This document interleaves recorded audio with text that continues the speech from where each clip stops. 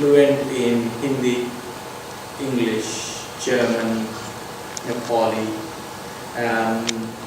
Irish Gaelic, the Old Norse. and lots of them. He doesn't know how to say it.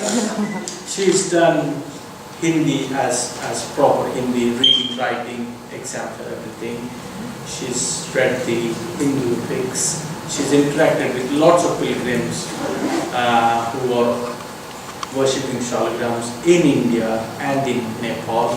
She has helped lots of pilgrims with their Muktinath trip and helped them with the shaligrams. And I met her last year during my Kailash Yatra in Kathmandu, and then from there on we made plans so that she can come and visit us. The shaligram which we have in our temple downstairs was picked up by Holly. It has been blessed by the Muktinath temple, and then it has traveled all the way to us to stay with us. So please welcome Holly for the second part of the Shaligram seminar.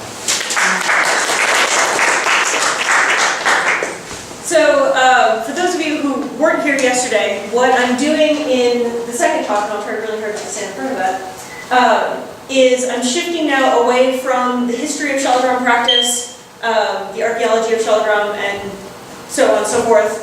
And we're going to actually be shifting to a discussion on the variations of Shaligram Puja among a variety of different Hindu and Buddhist traditions.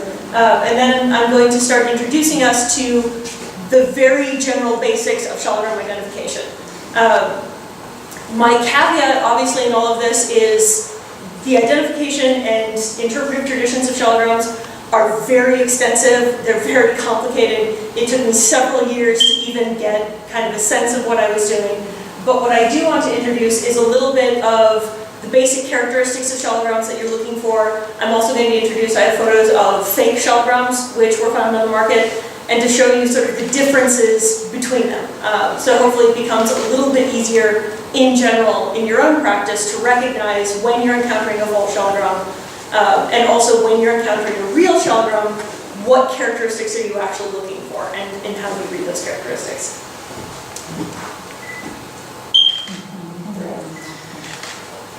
The first thing that I want to start with, in terms of Shaligram Puja, it's certainly not a shock to learn that there are a variety of different types of Shaligram Puja, often depending on what tradition that you come from, and what your particular lineage is in terms of religious practice.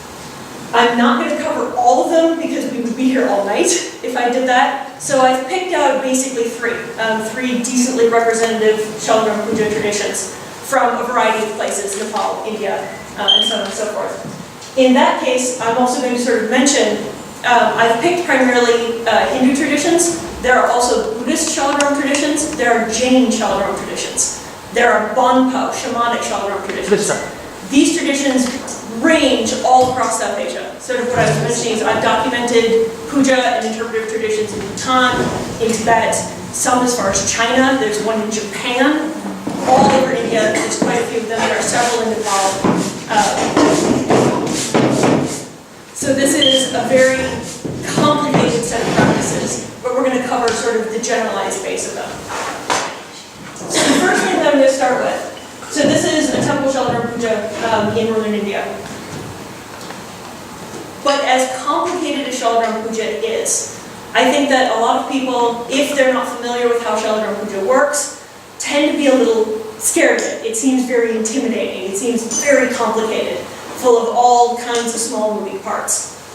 Some Shaligram Pujas are certainly like that. Other Shaligram Pujas are not. And generally speaking, in my experience, and my experiences of the past 5 years, there also tends to be a division between temple Shaligram Puja and home Shaligram Puja. Generally speaking, temple Shaligram Pujas are much more elaborate. They have much more time to perform these. They have much more staff, pujari, brahmacharya, who can perform these. But the vast majority of home Shaligram Pujas are reasonably simple. They combine three things. There are three principles that all the traditions of Shaligram Puja link together and agree on, which is, I think, very unusual for as widespread of a practice as this is. And those three items are jal, so water is always involved in Shaligram Puja. Tulsi. If Tulsi is not available, pushpa, flowers. And the third is mindset. How do you approach the Shalagram? In that case, most daily Shalagram puja is simply those three aspects. They're greeted in the morning with namaste, then they are offered water, then they are offered Tulsi and pushpa, and that's basically it, for the most part. It can get more elaborate, depending on the household that they come from, but not necessarily. The usual household agreement for Shalagrams is that the most important part of the Shalagram tradition is how you approach the Shalagram itself. Are you coming into the space of Shalagram with the proper mindset, with the proper heart, with the proper interaction? Anything else, if it gets in the way of that, is abandoned in Shalagram Puja. That's not to say that the rest is not important, but more or less, depending on the ability of the person involved or the ability of the family to look after the Shalagram, that is the basis. And the idea behind it, most practitioners that I encountered agreed, the point was anything that makes the Shalagram inaccessible to you is abandoned in favor of keeping Shalagram at home. Oh yeah, go ahead. So I'll start as much from the beginning as I possibly can. I mentioned this very briefly yesterday, but I'm going to sort of try and elaborate on it today. Shalagram is self-manifest. So what this means, Shalagram is not man-made. It is not made by human hands. It comes from Kali Gandaki River. For that reason, the installation ritual is virtually never performed with Shalagrams in question. They are considered always present, always manifest. They never come and go. They are always aware of what goes on in their space. So that means the opening and closing of darshan usually also does not happen for Shalagram. Shalagram is always perceiving the space that it is in. And it never leaves, so it is never sent away, it never comes back, it simply is there at all times. If you haven't seen it, by the way, one of the, I would say, better books on Shaligram practices that currently exist is S.K. Ramachandra Rao's Shaligram Kosh. It was published in the late 1990s, I think it was from 1996, but Ramachandra Rao is a Sanskrit scholar. And so he has done a very, very good job of bringing together a very sort of basic outline of Shaligram practices in the initial sense. I found his work extraordinarily edifying. But he does comment on the Tatvanidhi. So I've listed here in the worship of Shaligrama, no initiation is required. And what he's getting at is in terms of household worship and the way that Shaligrams are brought into households. But now I'm going to sort of move on quickly through a couple of the variations of Shaligram Puja, because then we're going to be actually getting into the workshop, working with Shaligrams themselves. And the first one that I picked is the Sri Vaishnava tradition. And I also don't want to imply that there's sort of one grand arc of tradition going on here. Obviously there are a variety of Sri Vaishnava traditions, the same way there's a variety of Vaishnava traditions, there's a variety of Shaiva traditions, and so on and so forth. But see, these are just some of the very good represented ones. So this is a short description. This came from a translation by a Vaishnava scholar who was translating parts of Tatvanidhi. And their two forms here are the external and the internal. And they also make a very big distinction, once again, between temple puja and household puja. So the household puja is a much more simplified version of what I'm going to show here, which is the temple puja. Again, there's a lot of text. You don't necessarily have to read it all. I put it all in here because my intent is to make this available. If anyone wants it via email, you're absolutely welcome to it. So I don't necessarily expect you to have to read all of this as I'm going through. What I'm going to point out about this one is the list, which is down here. One of the sort of divisions I've noticed is, aside from water and tulsi or flowers, there are sort of various additions of puja ingredients, and they vary, once again, quite widely between each of the different Shaligram traditions. This one, hopefully you'll recognize, Abhisheka is performed in this tradition, and then there's a list of offerings, including cloth, the sacred thread, sandalwood flowers, incense, light, in a very specific order. Moving on to the Shaiva tradition, so this is a Shaiva tradition from Nepal. This is the tradition that I observed at Pashupatinath Mandir, which has a small Shaligram Mandir sort of up near the top. Theirs, again, shifts. So their focus is, again, on sort of those three elements, but even in the temple context now at this point. So they talk about specifically using Tulsi, using the Shank, the Lakshmi Shank, and then approaching the Shalagram with the proper mindset, which is slightly different from the Sri Vaishnava tradition. Oh, sweet. All right. So here's their listing of ingredients. Again, water, but they also now include the cow's dung, the cow's urine, milk, ghee, and curd or yogurt. The fresh tulsi leaves, grass, peepal leaves, incense, camphor, cinnamon paste, the lamp, again, so on and so forth. Usually in most Shaiva traditions that I encountered, particularly in Nepal and northern India, the puja to Shalagram is in fact not daily. Theirs is generally once a week or once a month. More elaborate pujas are performed during particularly important events such as weddings, funerals, festivals, particularly like the Mahashivratri. Obviously, there was a gorgeous grand puja that was conducted there. And then they also include things like fruit flowers, sweet dishes, coconut, and so on. So here's their listing of the actual puja steps, which is done in this tradition. For the most part, most pujas have a kind of sequence to them. Water is always the first. Tulsi leaves, pushpa is usually the last. Most of the other ingredients, if they're added, are generally added in the middle.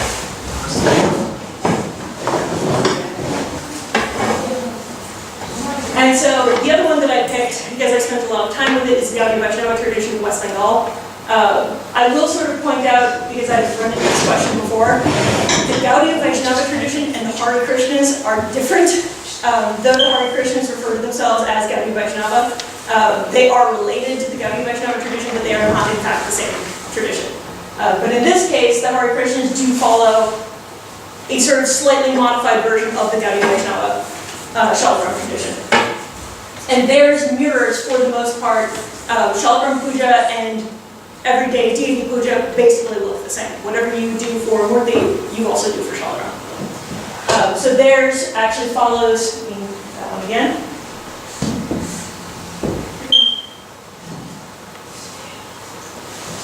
So this is how their temple Shalagram puja actually follows.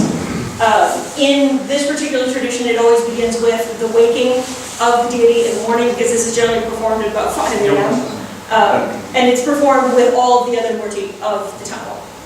So in this case, they have a ritual waking of the deity who is brought out from a small sort of bed chamber. Then you sit in your seated posture and you have your list of the things which are offered to Shalagram. Again, in the Gaudiya Vaishnava tradition, home puja is a very broken down, simplified version of this list. And in their case, the way they describe it is, if you don't have any of these things, or there's some parts of these things you don't have, uncooked rice is the usual addition instead. So for example, if your family doesn't have honey or milk, or you can't get the right sacred threads, or you can't get the right ornaments, any one of them may be, in fact, supplemented with uncooked rice.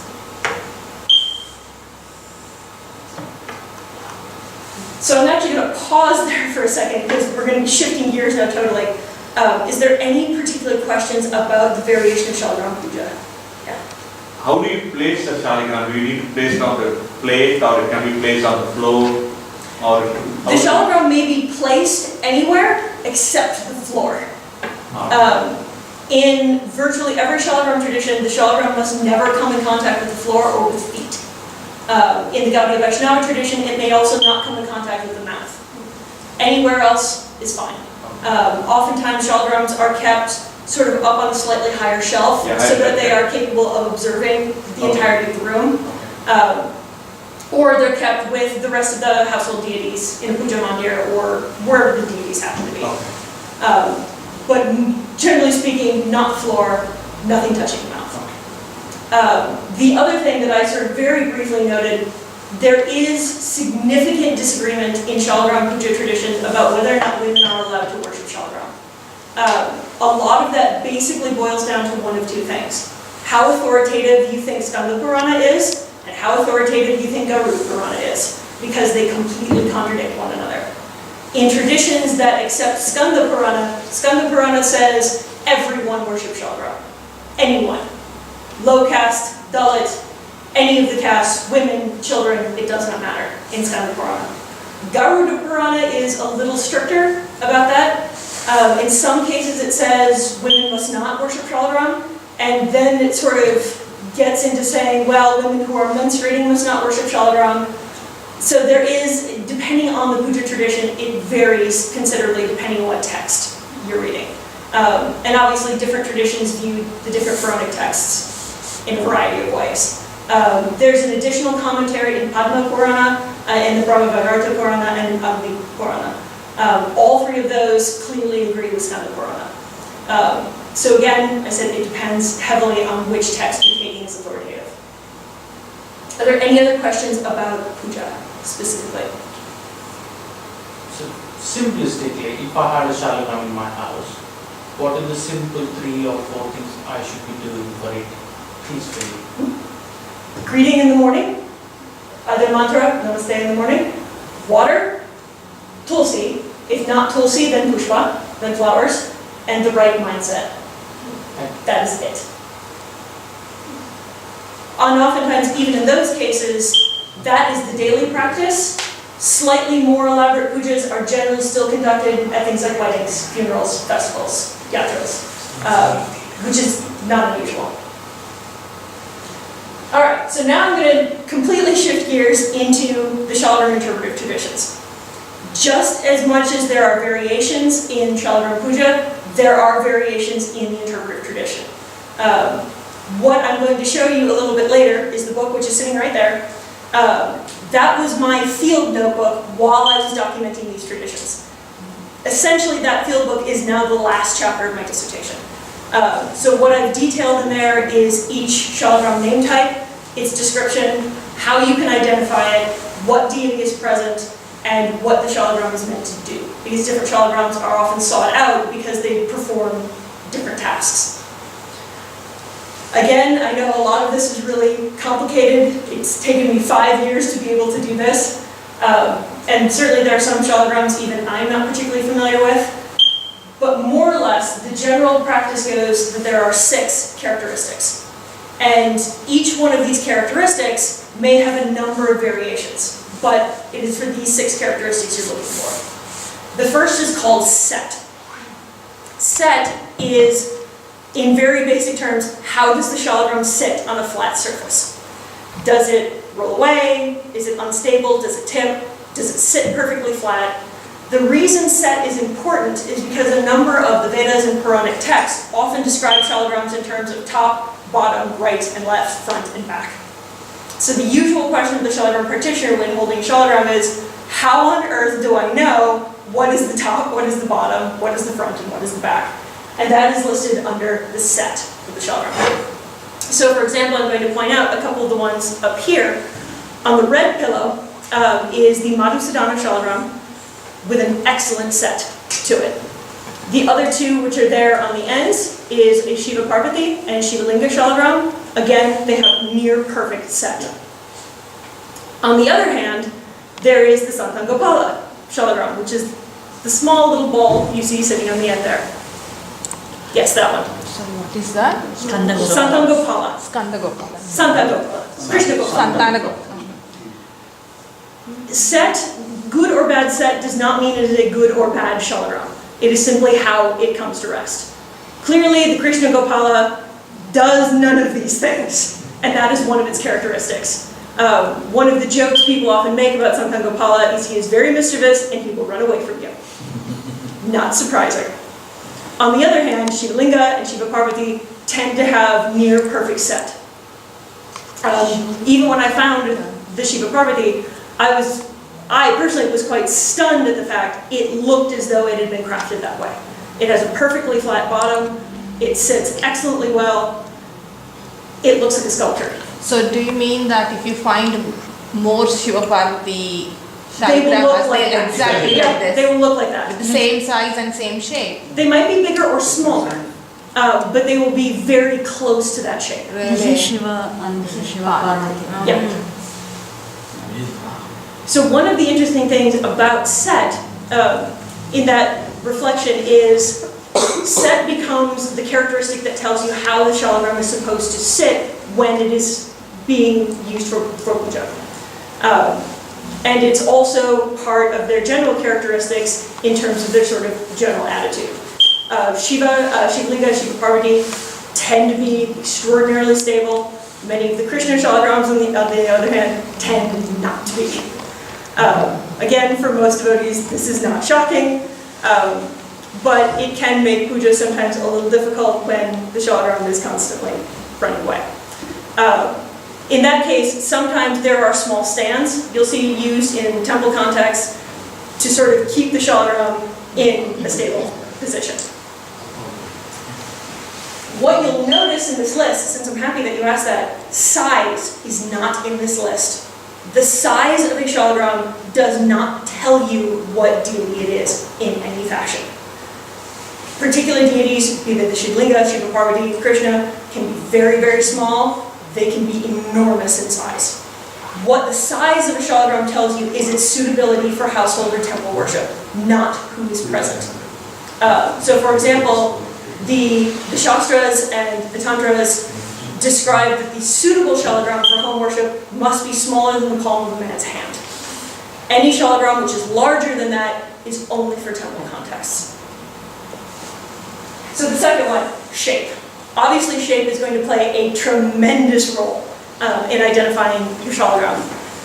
All of these have, you'll notice, a wide variety of shapes. A lot of people tend to expect that a shalagram is always going to be the perfect neat spiral, that they are going to look exactly like the ammonite. In truth, the vast majority of shalagrams do not. You can even see, sort of from this grouping, there's only one or two that actually look like that. And I'll get into that in the very last one. So shape. The shalagram shape is going to determine sort of your first idea of what deity is present. Obviously Shivalinga is going to look like Shivalinga. Santagopala is going to be a perfect sphere. Sudarshan, which is the very classic shalagram look, is going to be the perfect spiral with only one spiral. The Surya, which is the one that you're holding there, also looks very similar to Sudarshan, but rather than having a raised spiral, the spiral will be imprinted instead. Those are Surya. So these are all Suryas. No, there's actually only two Suryas. Actually, there are three, I think. So there's those two, which are right down front. Nope. No, not this Bottom. one. These two, yeah. This one?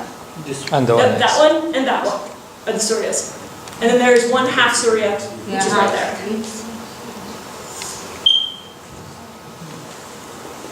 The one on the end there is actually This one.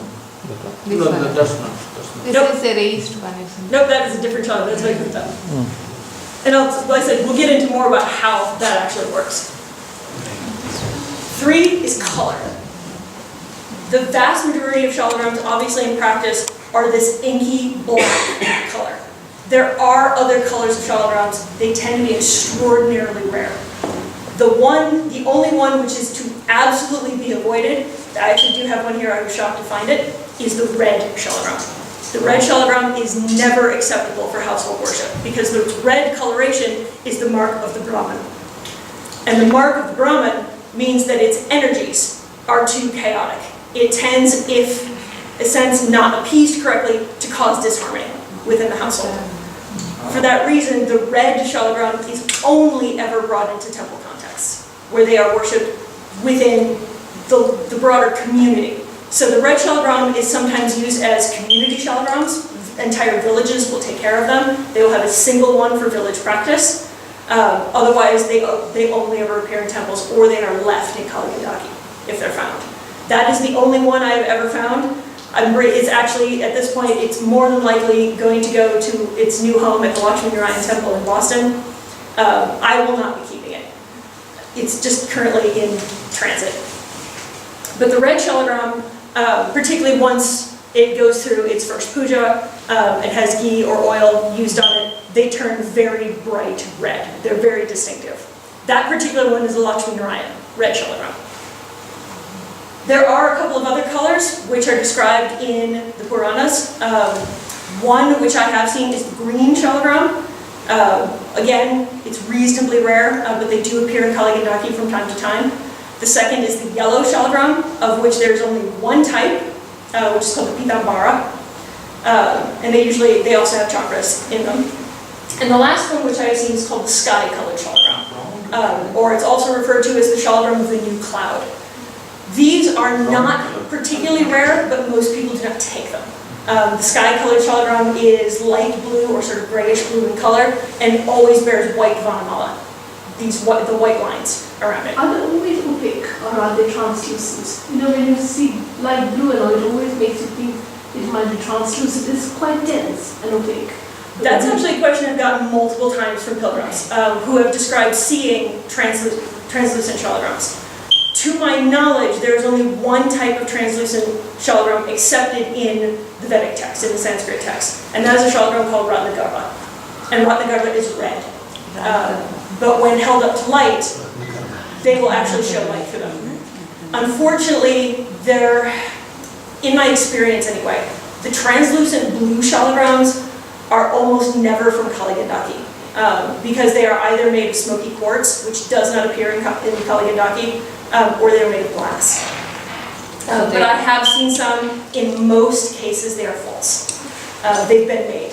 That's not to say they don't exist, however, but I have not encountered an actual one that existed that came from Kaligandaki. So it is possible that they still may be a sacred stone. They probably did not come from the Himalayas, if that makes more sense.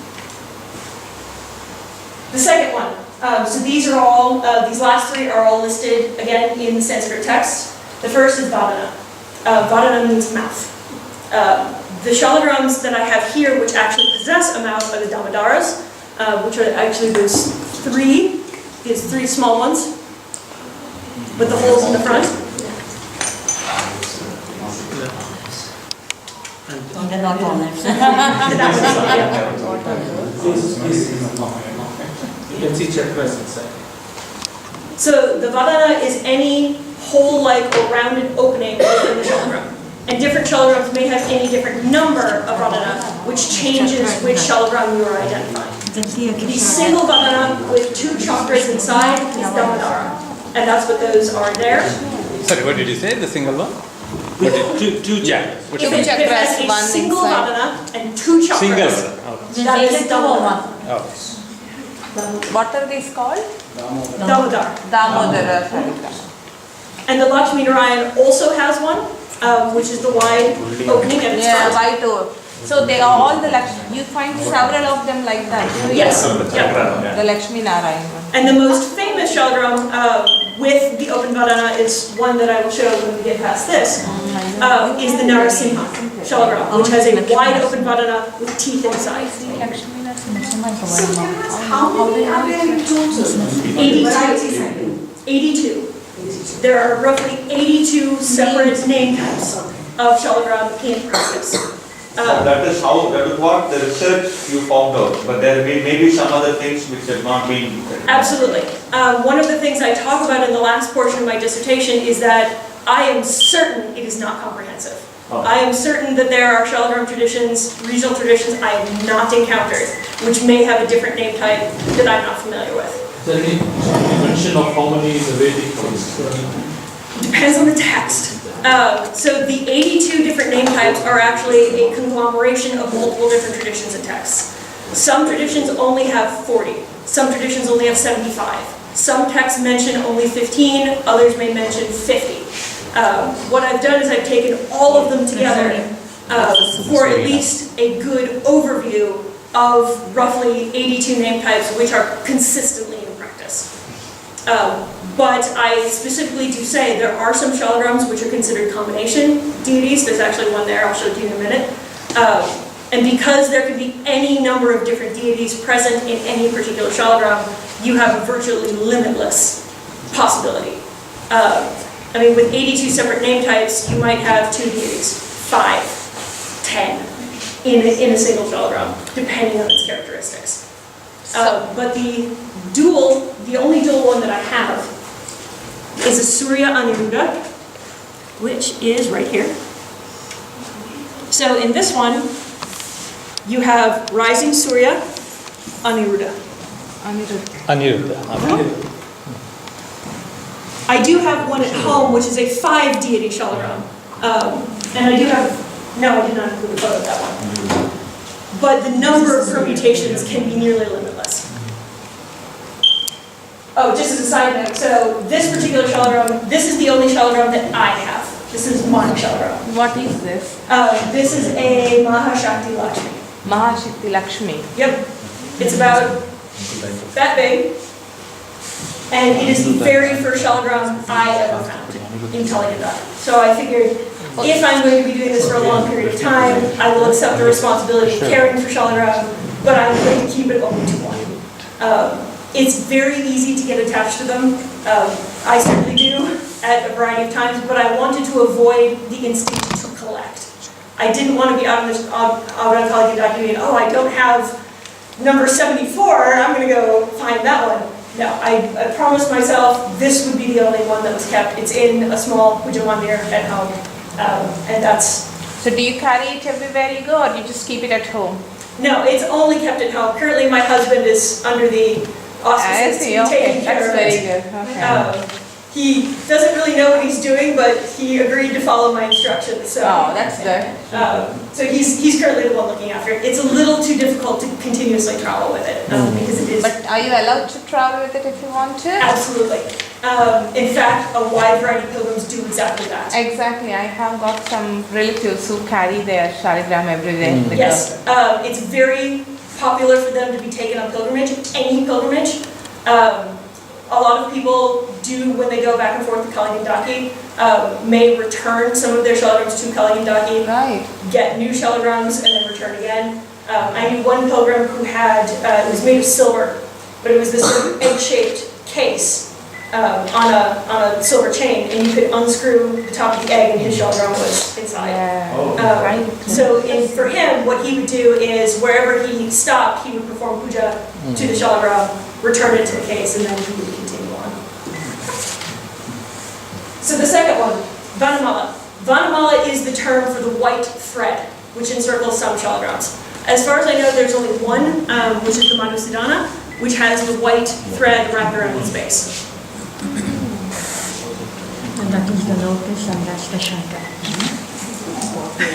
What is that? Sorry. This is the lotus. So that particular Madhusudana has two markings. It is the marking of the lotus with the three-pronged petal, and below it is the marking of the conch.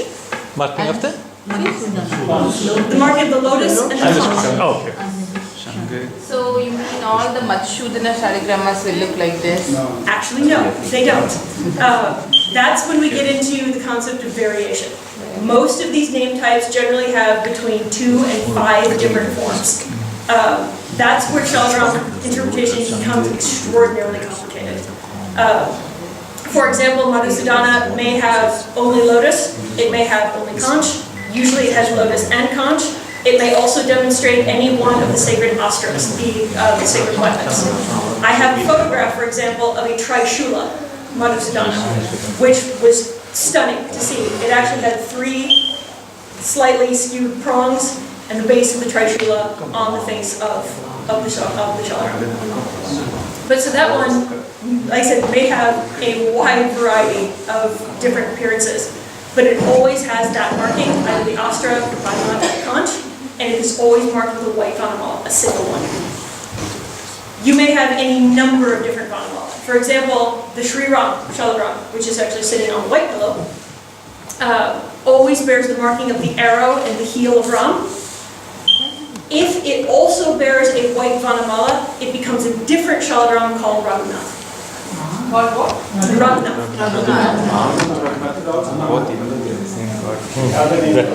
Yes, it is still a Sri Ram shalagram, but it is now shifted slightly in its mode. Where is the foot? This is the arrow. So the marking you're looking at, the wrong marking is the These are the arrow. footprints. The small white marking Just behind it, the circle. tilt a little bit, Yeah, you can see. yeah. Okay, these are the footprints. Yeah. But she said the one behind it. And what sometimes makes the identification of the Sri Ram a little difficult, basically as it works out, any of these characteristics I'm describing may fall on the body of the Shila in any way. So the Sri Ram Shalagram will always have those two markings. One might be on top, one might be on the bottom, one might be on the side, the other one might be on the other side. So you always have to look at the entire Shila.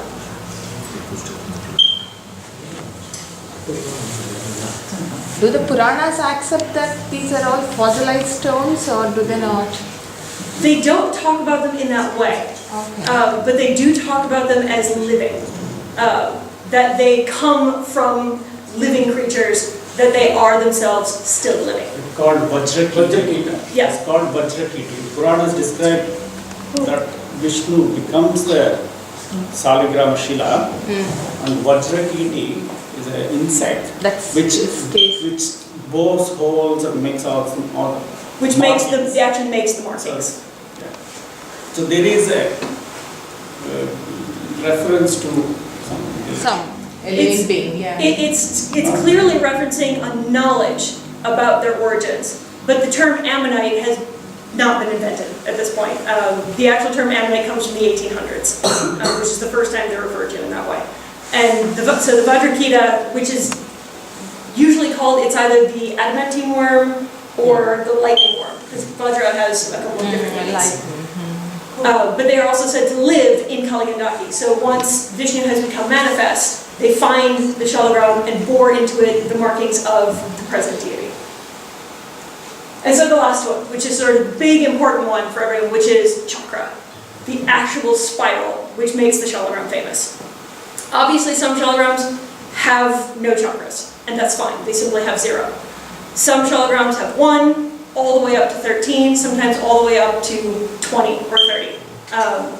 Usually Shalagrams which have a large number of chakras are called Mahavishnus. And there are different forms of Mahavishnu depending on how many of the chakras are actually present. Chakras may also be internal, chakras may be external. Each one of these changes which Shalagram is present. So I'm going to run through a couple here. Go ahead. Hopefully, at least for me, this was the very first Shalagram I learned how to identify. Not surprisingly.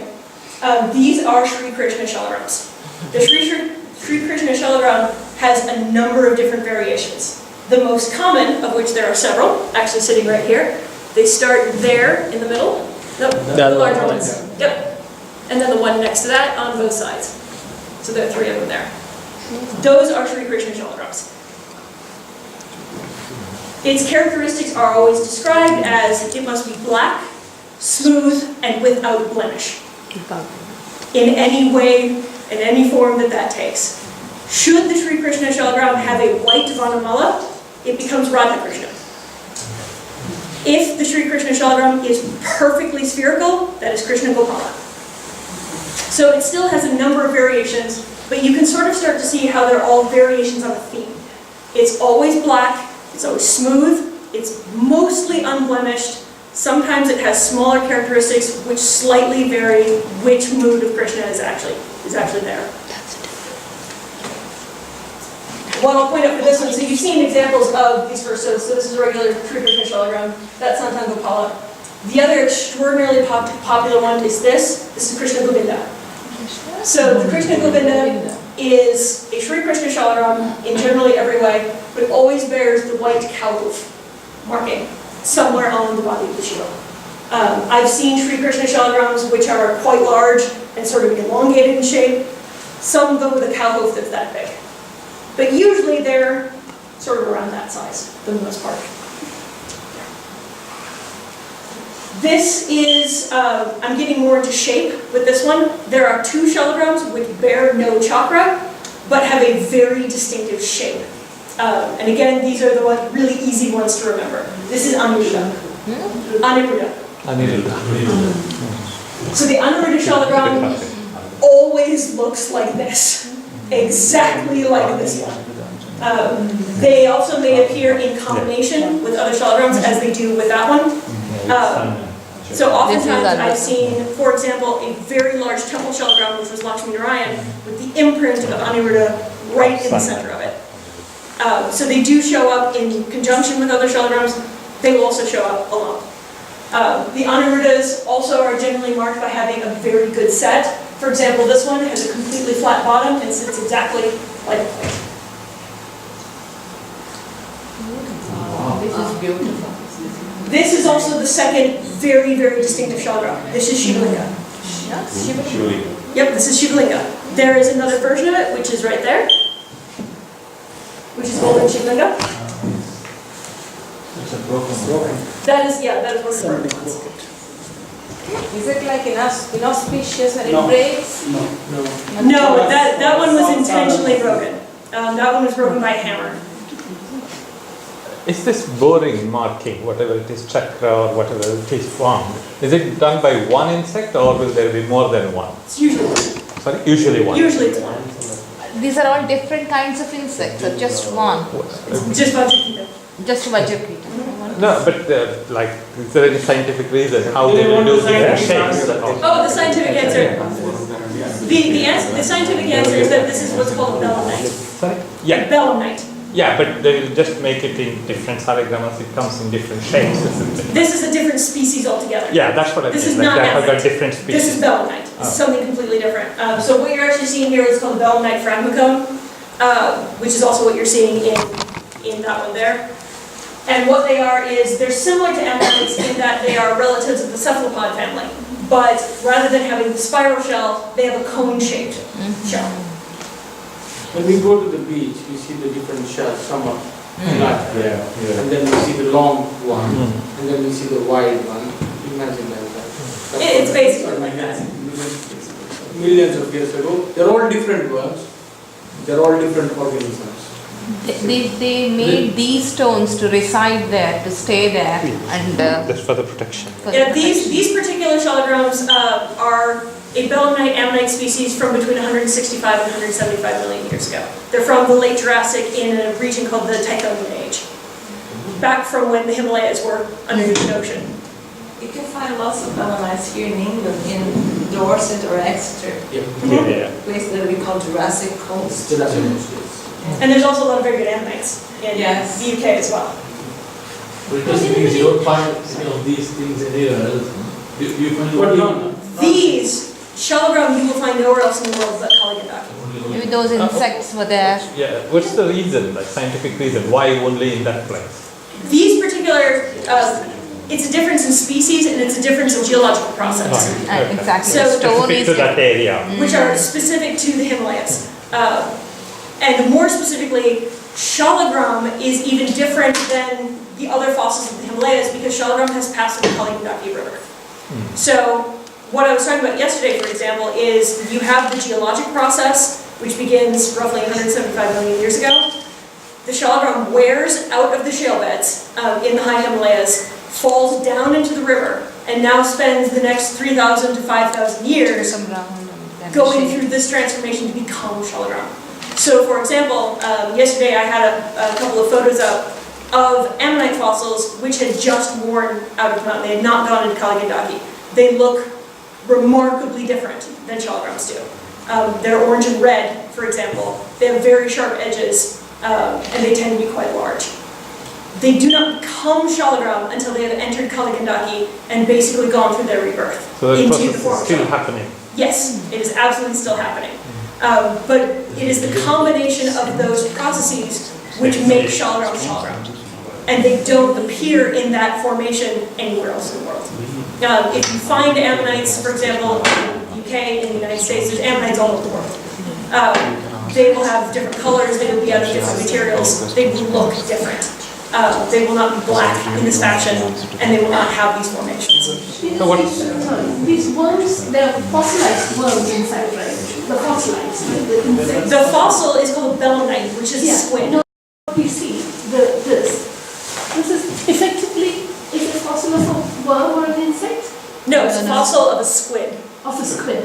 Has anybody taken this and genetically identified or anything like that? Well, there is no genetic material left in any of these.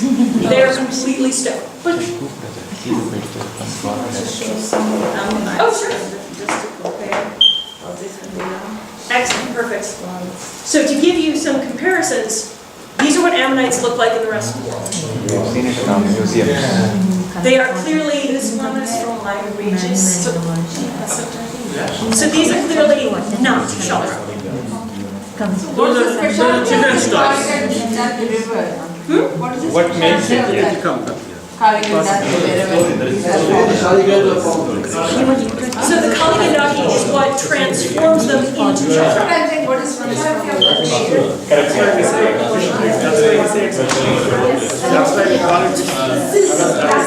It is black. Yes. I have seen these. That's where it gets its name, the Kaligandaki. The necklace is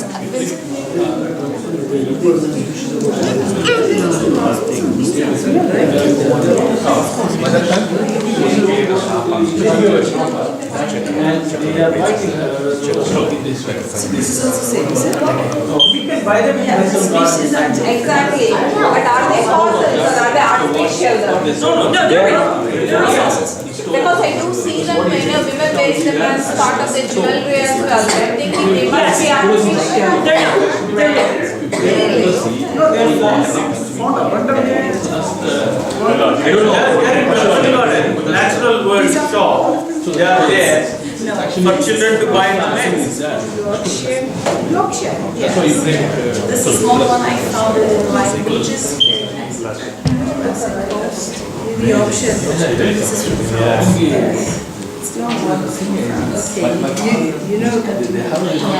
But the nice thing is, and that goes on, you can see how different they are than children. Now I'm more interested. Sure. Can you say this? Then these ammonites will be later, some contamination. Yeah. Do all these things. Oh, yeah, absolutely. చూడటం వరకు question your mind No, that's exactly what they look like. It's the same thing with Shaligram. No one painted Shaligram black. That is how they appear in the river. But did you say you can't get any genetic material from any of these? No, once the fossilization process is complete, there is no more biological material left. So they disintegrate. No, there's no way to get enough biological material to gene type them. So you, more or less, when paleontologists do their typing, they do it by comparison. Where in the layers does it fall? That's how you date it, and how is it related to other fossils like it? But no, unfortunately, we can't genetically type them. And you can't find those insects even today. No. No. Once Shaligram Not in the appears in the past. river, Okay. it is exactly It is that. done. It's done. It's manifest by that point. Even if they're alive, all the DDT we are using in this world is developed. For example, one of the things I will add, so the question of is Shaligram a fossil is a very common question among a lot of Hindu groups. The best answer I've heard so far actually came from a very elderly sadhu who is on his 15th or 16th Shaligram pilgrimage. And I asked him that question. So I said, Babaji, is Shaligram fossil or is Shaligram deity? And essentially his explanation was this. He said, we all understand that through Vibhuti theology, God can appear in whatever form he chooses to. We know he's come as Kurma, the tortoise, we know he's come as Matsya, the fish, we know he's come in all of these different forms, and each time the point of his form was that he needed to accomplish something, and that form was the best form for accomplishing whatever it was. Therefore, in the age of science, when it was time for Shaligram to communicate with the modern world, of course he's fossil.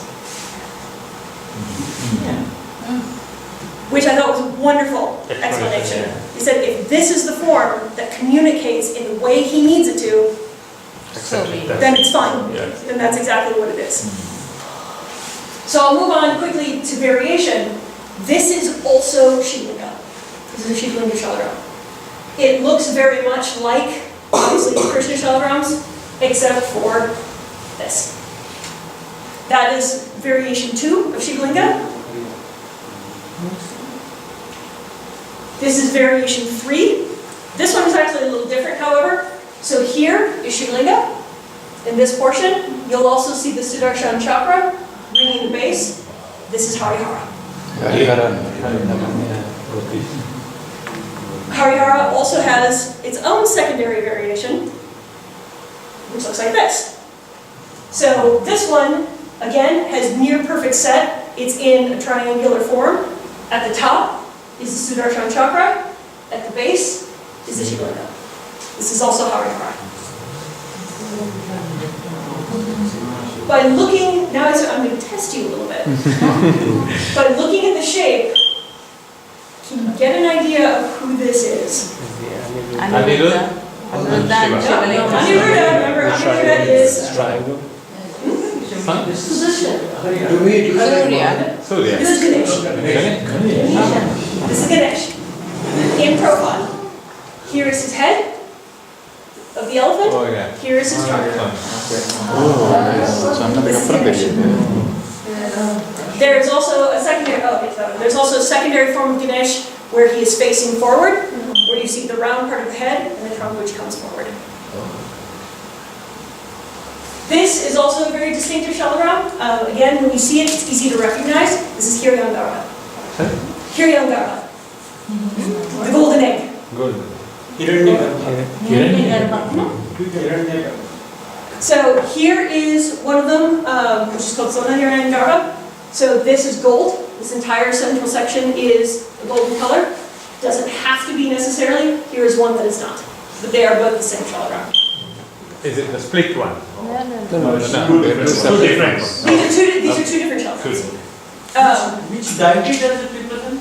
Which deity does this? That is Purusha. Hiranyagarbha is Purusha. Yeah. Yeah, Brahma.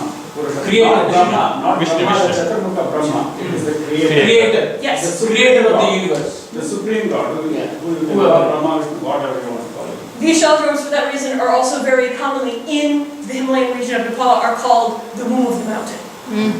So it is the womb of the mountain of which creates all the landscape.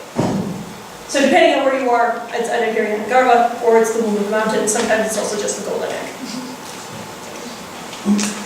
This is the one that I wanted to show you, which I mentioned yesterday, which a lot of people ask me about. This is one of the Shakti shalagrams. So this is Goddess shalagram. And one of the few that generally exist. This is Mahadurga. And so what you can see with this one, here is the face of the goddess, her eyes, and her crown. Her crown. This photo was taken actually during the Navdurga Ratri in Kathmandu. So this one was being brought out of the temple to actually be placed on the chariot at the feet of the deity to be around the city. This shalagram is also reasonably big. It's about like that.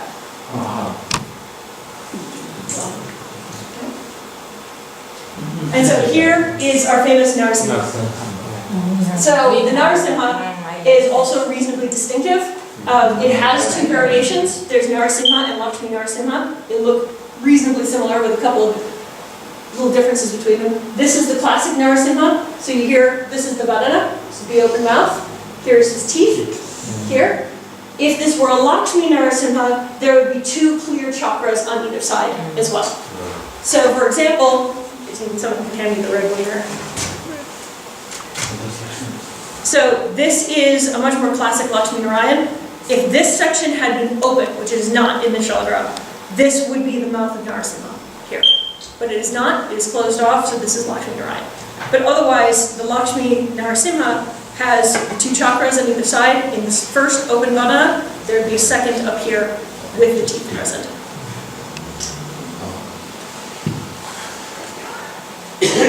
Okay, next. These, actually this one and the next one, these are Mahavishnu. So these are multi-chakra shalagrams, and they're quite large. This is a 4-chakra Mahavishnu. Mahavishnus can sometimes even go up as far as 30. One of the Mahavishnus I saw in Kathmandu, for example, which was a Shila about this big, was absolutely covered in chakras. It was gorgeous. This is a 4-chakra, and the next one, this is a 5-chakra. It's a little hard to see because some of them are on the bottom. But at least gives you an idea of how these multiple chakras can often fit together. Sometimes they lie up on the surface, sometimes you see parts of them coming out from the body of the stem. And now here is what I would call the really classic shalagram. This is what people most often think of when they think shalagram. This is Sudarshan. So the Sudarshan, its primary characteristic is always the same. It has a single chakra which covers the vast majority of the body of the stone and is entirely visible all the way to the center. If this center, for example, had a blocking nodule over it, that is once again a different shalagram. So a lot of these characteristics, you can see, can be very minute. It's the minutia of how exactly does the chakra sit? At what angle is the chakra sitting? How many of them are there? Is the central part visible or not visible? For example, the vast majority of Sudarshan, which have the unvisible center, are the Lakshmi Narayans. How many of these are very quite a lot, is it? Sudarshan, generally, they're not too difficult to find. There are two of them actually up here, which are, there's one there, that one, and then there's a second one which should be right next to it. That one, yep. Those are also Sudarshan. Very common. I wouldn't say they're the most common, but they are reasonably common. The difficulty is in their size. Usually most Sudarshan are pretty small. This one is quite large, this one is more like that size. The ones that Shrikant is passing around, I would say are average size for Sudarshan.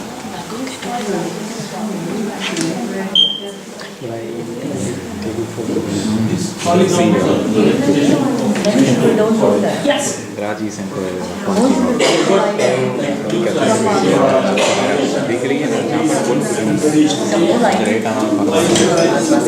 in the original reference in the Vedas, so Shalagram is our first reference in the in that case, the term when it says Vishnu is a very generalized term. It means God. Whichever variation appears is still God.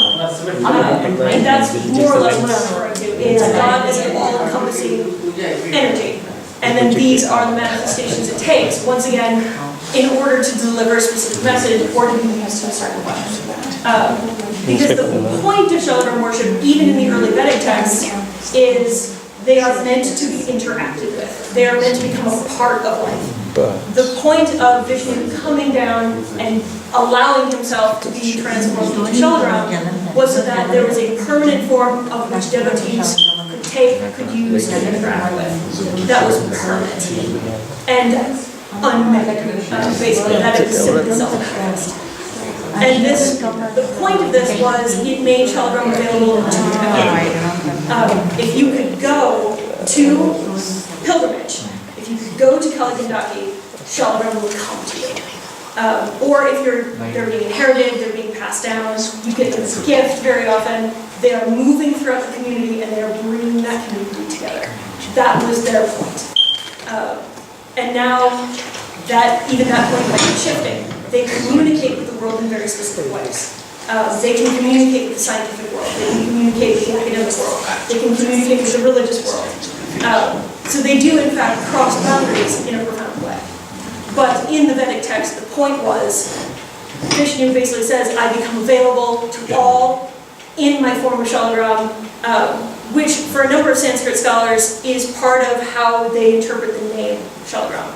That grama in Sanskrit is house, shila means stone, and shala or shali was anticipated to be a place name, that it was a name for the Kaligandaki river valley, which means the place where the sala tree grows. Therefore, the point even in the beginning was this is the household stone. This is the household deity.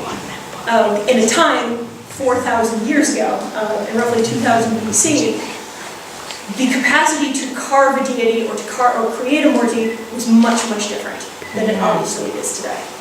So not every household had a murti statue or an image or a photograph. None of that existed. Shalagram did. That makes more sense, isn't it? That's how they must have become a household. Yes. And so their original point was they belonged to families. They belonged to lineages. They belonged to villages. And in that way crossed the boundaries of space and time to bring all of those generations together and to bring those villages together. Because sort of what I was mentioning yesterday, they're very commonly inherited. They're passed down to eldest children, eldest sons, daughters. They're given at weddings. They're used in cremation. They live in the center of villages. There are a number of villages, for example, in northern India, where the center of the village is sort of a small little mandir, which is made of stone or concrete, and the village Shalagram exists there. And so whenever the village comes together to do a festival or to worship a particular deity, it's at the place of the shalagram.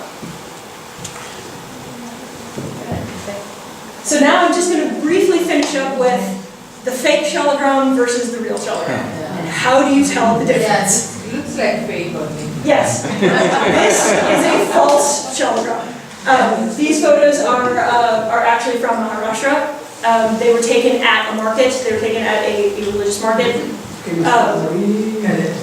So I sort of clearly figured with this one, it's hopefully pretty obvious that this is not a real shalagram. Yeah. It also kind of looks like a plate. Shalagrams don't ever look like that. And the sort of secondary thing you can see is these are clearly mold marks. So this was pressed. It's also, as most false shalagrams are, is made of concrete. One of the things you will notice with a real shalagram, if, for example, you drag your finger or your nail across it, it will not chip, it will not break, it will not scuff. That is a real shalagram. If you were to do that with one of these, you'd be picking paint out of your nails for the next week. Because they're painted. So it's usually a black enamel paint over a concrete.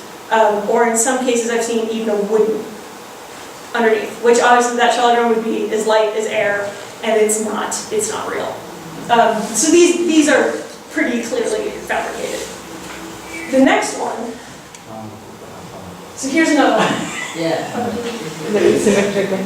You laugh now, but a lot of people fall for these. So this one's pretty big. It's about the size of the palm of his hand. I would say they've done a poor but reasonable job of getting the central spiral. It's still pretty clear that these are carve marks. They're not even. I mean, you can see, for example, let's pick me up one of the Sudarshan. Thank you. I mean, you won't be able to see it perfectly well, but if you look at the center part of this shalagram up against something like this, this is not real, this is false.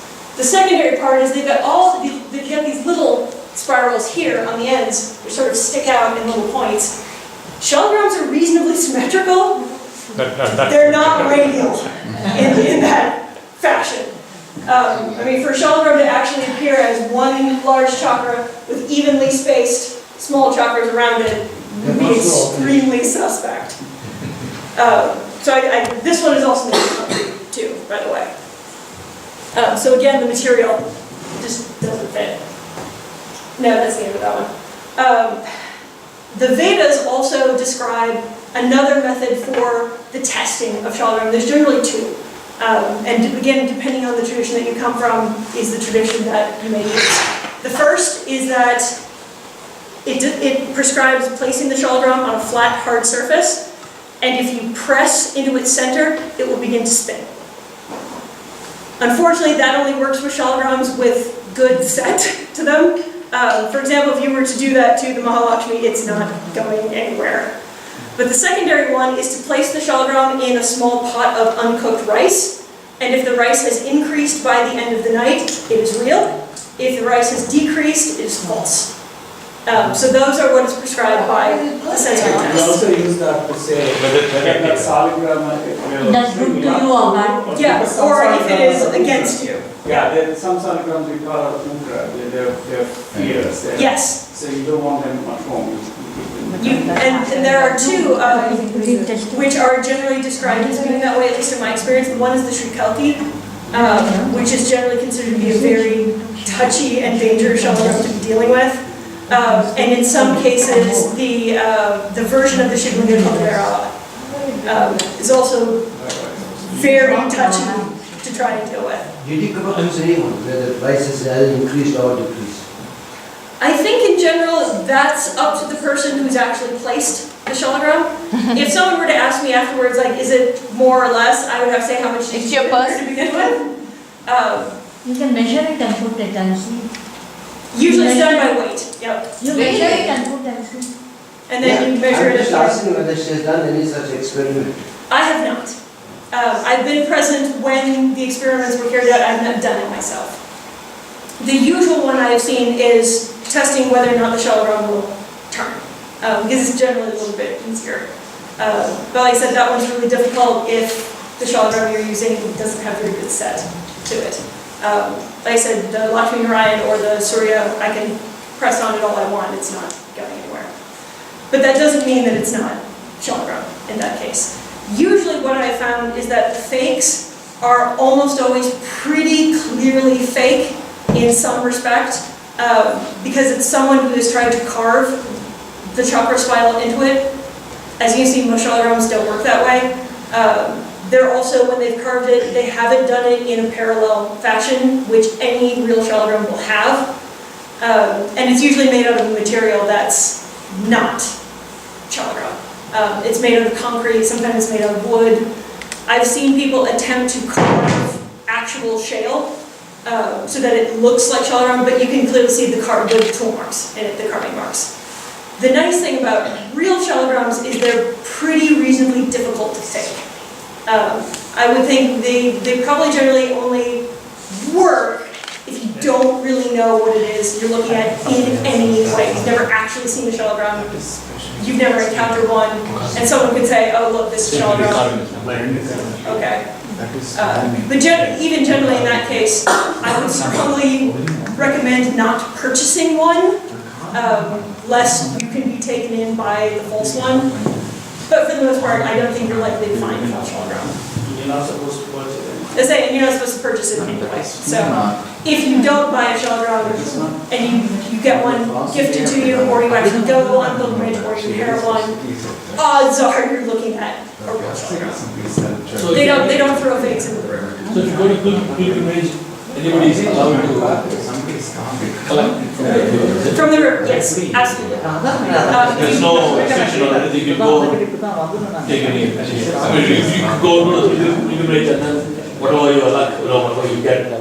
If you go on shalagram pilgrimage and actually get shalagrams from the river, you can leave with them without. Any more questions? What did you say last? The last thing I said is if you go on shalagram pilgrimage, if you actually go to Kaligandaki and you find shalagram in the river, there is no law and no legislation preventing you from leaving with them. They're not going to stop you at the border and seize it or anything like that. There's no law against removing them. And if you look after a shaligram and if you have done puja for some years, and can you still pass that on to somebody else if you want Absolutely. to? You have to. In fact, Like if you are still able to do it, No, it is not, you have to. If you Yeah, you want can to do it or you can give it to somebody. it's all right. the idea behind them is any shalagram that you want for your own practice, you care for it as long as you can. If you no longer want, if you're no longer able to keep it, or you no longer want to keep it or can't keep it, it should move. It needs to move on either to someone else or it is cremated with you. And it takes you back to Vaikuntha and then returns. Will it be cremated with individuals? With It's only the ashes. But the stone will still be there. Yeah, stone will still be there. It never stops being shalagram at any point. So that goes with the ashes to again a river or somewhere and it will be So found for by somebody example, else. when I visited the Ghats at Pashupatinath, it was very common for Hindu families to take one shalagram out of their family collection, usually the person's favorite, one they had connection to. It's given into their hands when they're placed on the ghat. They're cremated. The pujari then comes, gathers the ashes, of which the shalagram will still be inside, because the shalagram does not burn. Then that entire package is returned back to the river, where the shalagram carries them back to Vaikuntha, carries them back to God, with no more karmic rebirth. It ends karmic rebirth. And then the shalagram returns back into the river and is reborn again for the next family to come and pick it up. That is what our philosophy of karma. Very nice. Just two questions. Yeah. One, how did you first get interested? 20 pounds for that. Yeah. 20 pounds. This will be a big question. The second question is, if you we going to write a book, please let us know. It's written. It's Is it written. written? It's written. And the holy promise, Maybe it is in the process of. yeah, holy promise me that she'll give me a personal copy. So you can let Srikanth know and then we can get a copy. I'll send him a box Okay. and send them out. No, You maybe you can write the name of all the English and first people so that at least we get our own copy. it's called Shalagram, which is the main title. The secondary title is Sacred Stones, Ritual Practice, and the Politics of Mobility. It's I'm in revisions. It's written. The book is currently about 320 pages or so. My guess is it's going to end up around 400 or so. But my defense date is set for May of 2018, so it needs to be finished within the next year. But it's written already. I have 100 pages of photographs. The entire last chapter. Oh, where did my book go, for example? No, it's there, it's there. Oh, there it is. Oh, good. I was like, for anyone who wants to sort of get an idea of what my final chapter looks like, that was my field notebook at the time that I was documenting Shaligram practice.